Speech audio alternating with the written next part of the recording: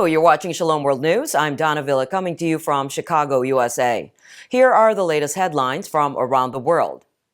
Now, here is a wonderful example of giving witness to the faith in the workplace.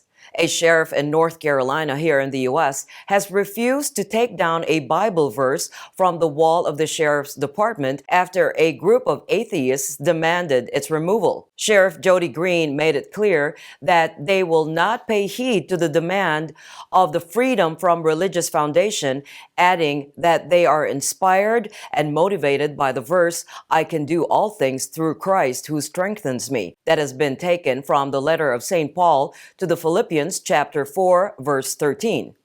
The atheist organization said that the sheriff's building alienates Americans who do not have religious affiliations. However, in a Facebook post, Sheriff Green reiterated that they pray together before executing a search warrant or engaging in a risky endeavor. He also said they will not waver on his stand. During the Wednesday general audience, Pope Francis shared his thoughts on the Holy Family fleeing persecution. The pontiff said that the flight of the Holy Family to Egypt to escape the wrath of Herod is similar to the flight of migrants today who also escape from persecution and violence from their home countries. The Holy Father said the Holy Family suffered much humiliation and experienced firsthand the fear and pain of having to leave their homeland. Reacting to the reflections of the Pope, Monsignor Robert Vitillo, the Secretary General of the International Catholic Migration Commission, said that he could not but think of the people in refugee camps. The Migration Commission of the Church works to help migrant families who are fleeing their homeland because of conflict. 2021 has been a year of blessing for the church in Poland with a series of pastoral initiatives that have strengthened believers. The highlight of the year was the 3 beatifications of Cardinal Stefan Wyszynski, Mother Elżbieta Czaka, and Father Jan Macha. 2021 was observed as the year dedicated to Cardinal Wyszynski, who is hailed as the Polish hero and staunch defender of faith during the years of communist oppression. Several symposiums, exhibitions, and conferences were held in commemorating the Cardinal and Mother Elżbieta Czaka. One of the most significant events of this year was the Ad Limina Apostolorum visit of the Polish bishops in October. They share the challenges facing the Church in Poland with the Holy Father. The Church also commemorated the 1055th anniversary of the Christianization of Poland in April and the entire nation's consecration to the Sacred Heart of Jesus in a June ceremony attended by the whole episcopate.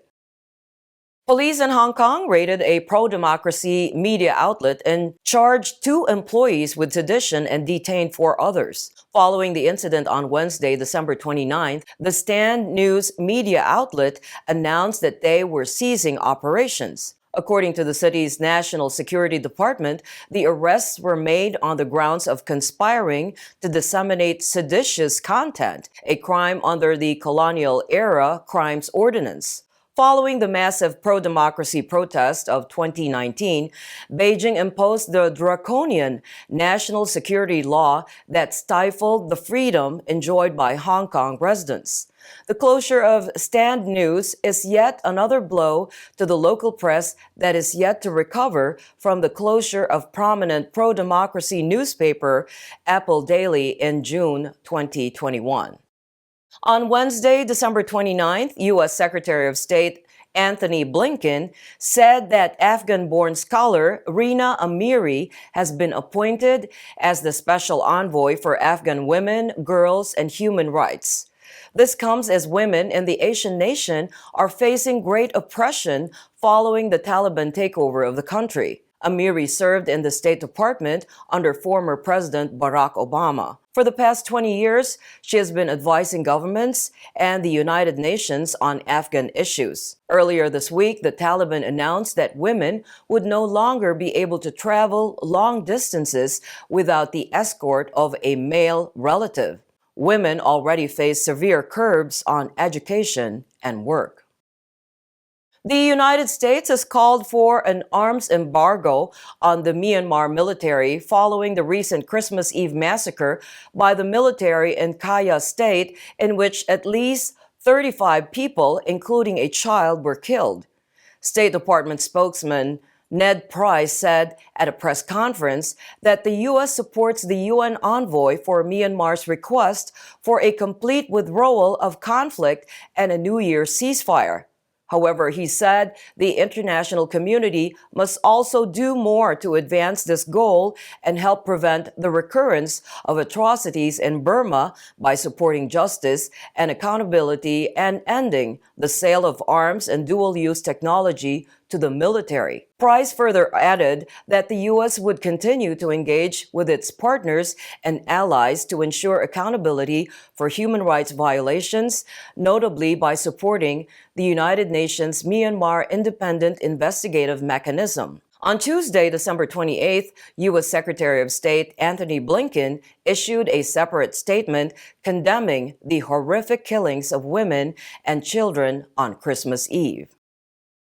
The United States-Nigeria law group, USNLG, has demanded the return of 16 Christian children who were forcibly taken away by the Kano state government in Nigeria and Islamized. A statement issued by its principal partner, Barrister Emmanuel Ogebe, the Washington-based advocacy group requested the Kano government to release the children. During a Christmas Day raid in 2019, 19 children were taken away from Due Mercy Orphanage in Kano to Nasarawa Orphanage in the state. Of the group, some of the children are still under state custody.